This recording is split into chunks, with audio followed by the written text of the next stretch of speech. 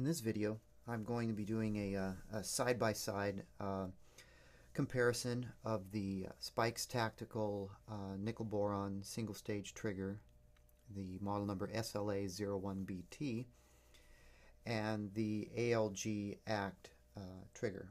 Both are considered USGI type single stage battle triggers. And I've done reviews of both of these in the past, but many subscribers have asked me to actually do a side-by-side comparison, and I'm consistently asked for my thoughts on what I think of each trigger, especially after shooting 600, 700, 800 rounds through my different rifles with these two different triggers. So I'm going to discuss the two triggers and my thoughts on both of them after shooting for a period of time, keeping in mind that I haven't shot every single trigger group that's available out there. I don't do 3-gun or match shooting or anything like that, so I'm used to the single stage battle type triggers, and I've used Spikes, DPMS, Colt Bushmaster, CMMG. I've used those products, and a lot of those companies probably get their fire control groups all from the same manufacturer. They probably don't manufacture these parts themselves, so it's, you got to take into consideration some of those factors, and the fact that some of these trigger groups need a break-in period, and so on. So these again are just my opinions and what I've noticed, and we'll just talk about that. These two trigger groups, one runs about 60, that being the Spikes, and the ALG runs about 65. So they're roughly the same price. So you're not going to see a large price variance between these two, because they're both plated with a hard lubing, a nickel boron or a nickel Teflon. These are how both of them are shipped. The Spikes is shipped in a plastic baggie. You have a barcode and the part number, and they're assembled with the springs and the trigger pins. So this is a little different than a regular lower parts group.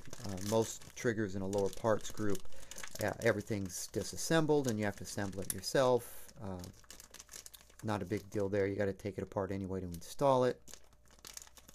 This I think this is a good idea because it keeps the trigger pins and it keeps the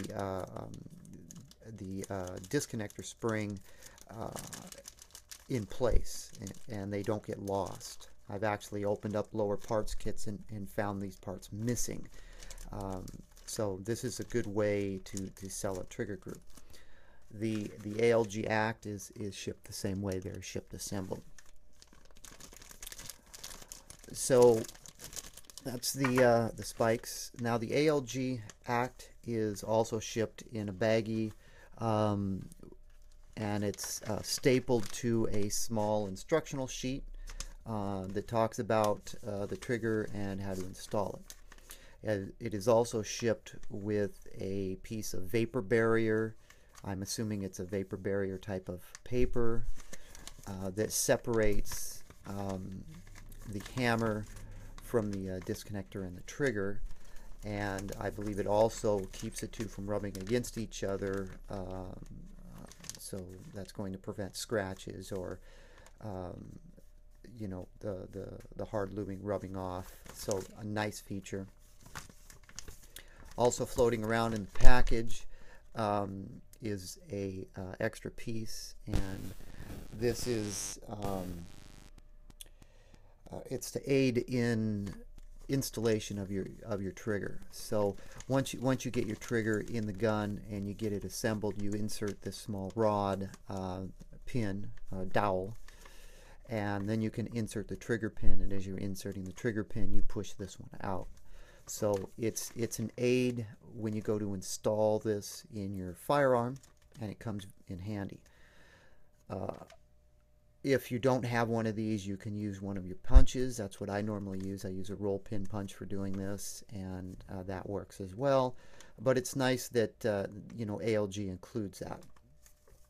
So nowadays I've installed so many of these that I have these extra pins around. So these are now in my gunsmithing toolbox, and I use these for installing triggers. Assuming I'm not installing one of these, I'm installing something else, I'll use this to aid in the installation.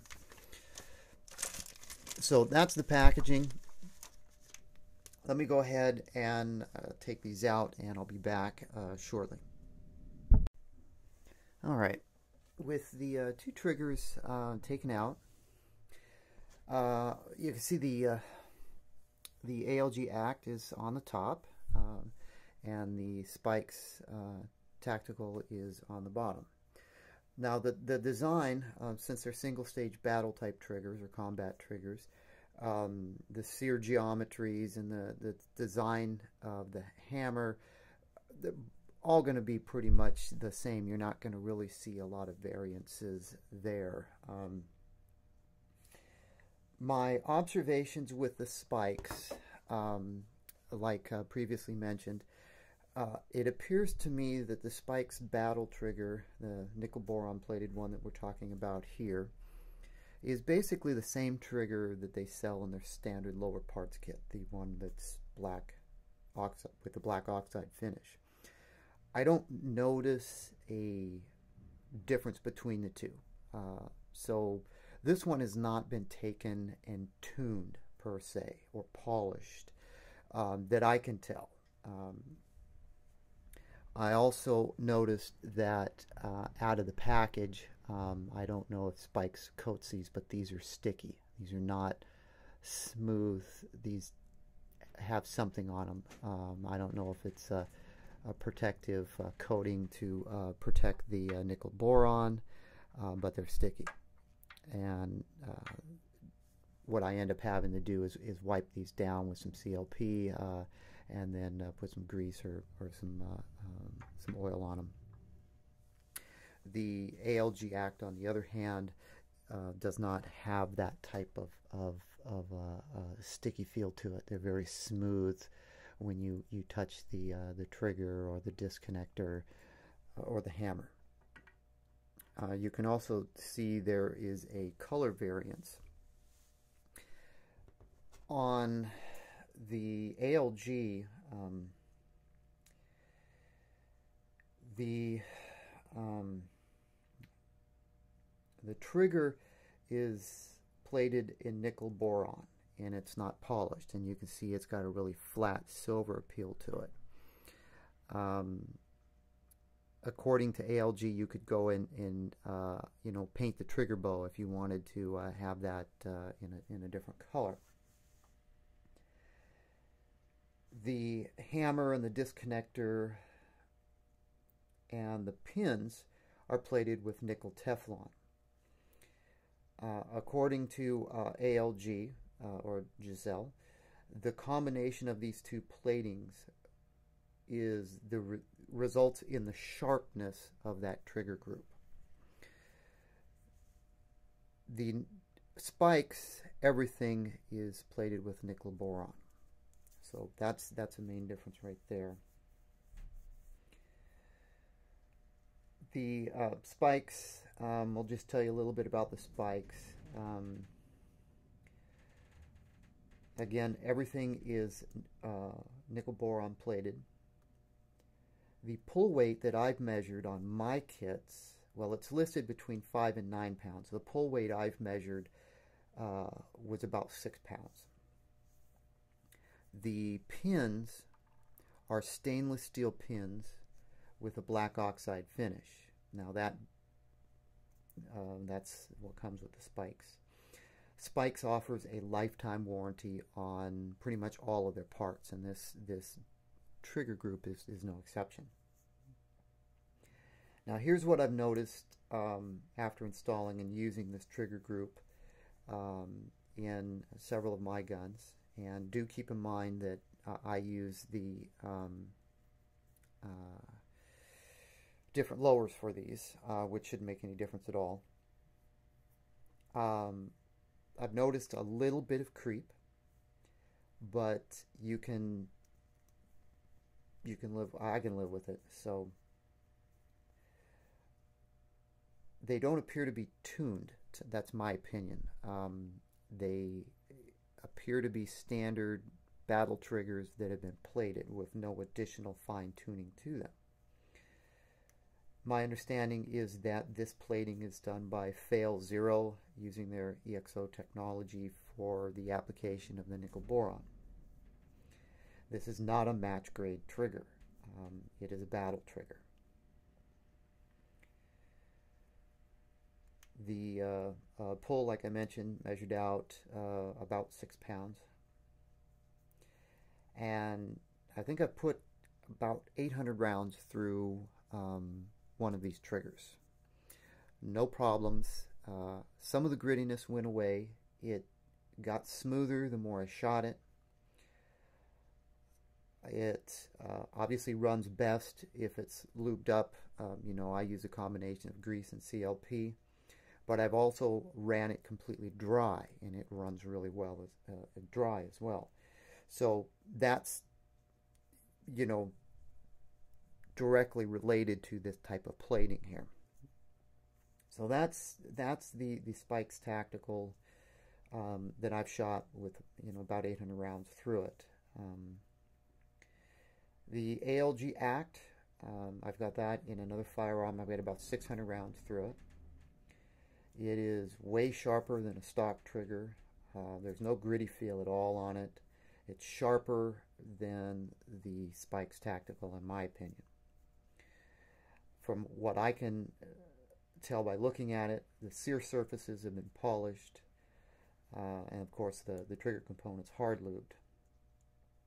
According to ALG or Giselle, the sear profile has not been changed from stock, so all the work that was done to it keeps the stock profile for reliability, of course. The trigger and the hammer are made from 8620 steel and tempered, so it's mil-spec steel. It's more or less the same as your bolt carrier. The disconnector is 1070 high carbon steel. Now, on the same note, I don't know what the materials are for the spikes. I can't locate that anywhere, and I've gotten nowhere talking with Spikes directly about that. So it's, you know, may be the same. The ALG ACT springs are mil-spec. Now, the trigger pins are different with this kit. The trigger pins are 4140 chromoly tempered steel that are counterless ground, and they're plated with nickel Teflon. And they're very precision-made pins that is a very nice added touch to the kit. And that's not something you see with the Spikes kit. The Spikes kit uses the standard stainless steel black oxide pins. So ALG took this kit a step further by giving you a much higher quality set of pins that are also nickel Teflon coated. Like I mentioned, there's no creep. There was virtually no grittiness. I didn't feel that I needed a break-in period with the ALG ACT trigger group right out of the package. Now, the only negative thing I can say, it's not really negative, but it's about the only non-positive thing I can say about the ALG, is that it comes with a limited 1-year warranty, whereas the Spikes has a lifetime warranty. So, you know, somewhere down the road, if I have a problem with the Spikes, 2 years down the road, I'm not going to have a problem. And 2 years down the road, I'm going to kind of be out of luck on the ALG if there was a problem. I've had both of these triggers for well over a year with no issues whatsoever. And I haven't noticed, well, I haven't taken them out of either of the two firearms. I've done cleaning and maintenance on them and inspections and things like that, but I've not seen any issues of any type of weird wear, anything chipping or anything breaking, nothing of that sort. I should note that on my rifles, I actually don't use these black oxide trigger pins. I use the K&S anti-roll pins on my rifles. So I've got one rifle that uses the pins that comes with the ALG. My other rifle, I have the K&S. And that's because the lower parts kit in that rifle was the Spikes Enhanced Lowered Parts Kit. That's what I used to build that rifle. And that particular rifle ships with this fire control group, but it doesn't come with these pins. It comes with the K&S anti-roll pins, so that's what I used for that build. So that's pretty much all the specifications that I have to tell you about, and my personal experience with 800 rounds through one and 600 through the other. No problems with either of them, except for the what I mentioned. The spikes appeared to need a period of break-in, and I don't remember how long it took. Maybe 100, 200 rounds before it really smoothed out, and it wasn't due to this sticky appearance. It wasn't that. It was basically just the surface is breaking in, and from what I can tell. I'll state my preference. If I have my choice between these two of them, I'm going to take the ALG ACT.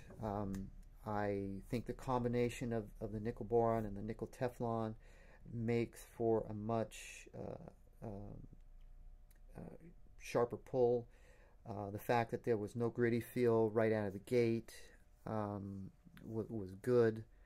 The superior pins that it comes with are good. I believe the ALG, when I measured it, was about 5.8 pounds on the pull, and the spikes was 6, so the pull weight was roughly the same. There just wasn't, a break-in period that I had to experience with the ALG. So on my rifle builds going forward, if I have the choice what I'm going to put in the rifle, it's going to be the ALG ACT. That's my personal preference at this point. Am I going to somebody else asked me if I was going to replace the trigger group in my other rifle. The answer to that question is no. I'm not going to take out a perfectly good trigger group, the spikes, and replace it with the ALG. I don't, I can't see the value in doing that. They're so close in the quality and the performance that they're just, it isn't worth the money and the time to replace the spikes with an ALG. But on new builds going forward, the trigger group I'm going to choose, the fire control group, will be the ALG ACT. Now that's just my personal preference. I don't use two-stage triggers, and I don't do three-gun like I mentioned. These are not things that are part of my routine. So I don't have the experience with these match grade triggers. From what I can understand, they definitely are superior in a lot of ways. I'm used to this type of trigger group, so this is kind of what I lean towards. So, not saying there's anything wrong with match grade or three-gun trigger groups or anything like that. I just don't have very much experience with them. I've shot a few firearms that are owned by other people that have these trigger groups in them. They're very nice. Takes a bit of getting used to for me, and I don't particularly feel the need to put them in any of my rifles, but that's just my opinion. So on closing, the Spikes Tactical Nickel Boron, out of the package, these are non-tuned triggers. The fire control group is non-tuned. They come with a sticky coating on them that needs to be cleaned off. And you can see that there are, you can tell the color variance on the ALG. Very smooth though, very smooth. I think I've mentioned that in numerous of my other videos, that these things feel like they have oil on them out of the package, and they actually don't. That's just a positive attribute of the hard lubing. So hopefully that that answers some questions that people have been curious about, what my opinions are with these two and what my preference is. And I'll wrap this video up.